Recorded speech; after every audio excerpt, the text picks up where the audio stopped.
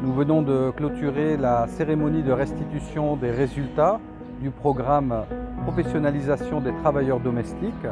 C'est un programme qui a été financé par la région Bruxelles-Capitale, partenaire de ce projet, qui a duré 2 ans. Nous sommes à l'issue de ce programme, qui est un programme pilote, et les échos suite à cette cérémonie de restitution des résultats sont plutôt positifs pour une extension de ce programme avec les partenaires institutionnels, la région Bruxelles-Capitale, évidemment, la ville de Rabat, qui ont manifesté tout l'intérêt qu'ils portent à cette initiative, à ce projet pilote, qui doit devenir un projet ambitieux pour la région et aussi pour le partage avec les autres régions du Maroc.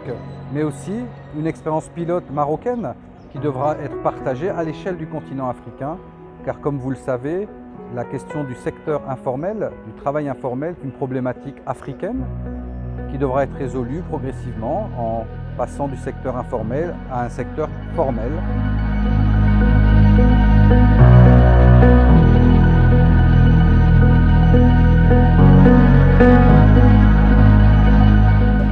Le projet Professionnalisation des travailleurs domestiques dans la ville de Rabat est un projet ambitieux porté par le RMS en partenariat Bruxelles-Capitale, l'ONG belge Éco-Communication, la région Rabat Salek et Nitra, l'association Hack and Pitch et l'ODECO, et qui vise à professionnaliser le travail des travailleurs domestiques, à savoir les femmes de ménage, les chauffeurs, les jardiniers et autres, et qui est visé plus que 350 travailleurs et travailleuses dans la ville de Rabat.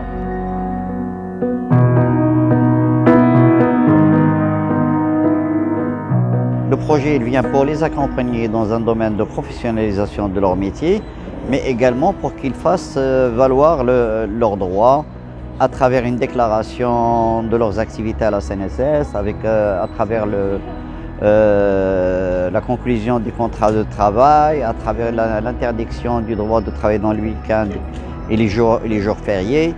Donc, ces travailleurs domestiques ne connaissent pas ces droits-là. Donc, le projet il est venu pour les sensibiliser, faire connaître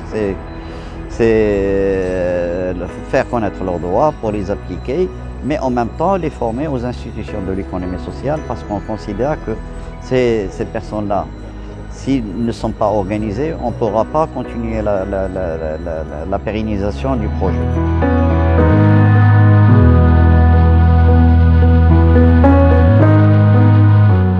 Donc, on est là. Nous remercions tous les partenaires, Éco-Communication, RMS. Donc, du coup, nous sommes à leur écoute. On est là, on veut connaître notre droit au Maroc.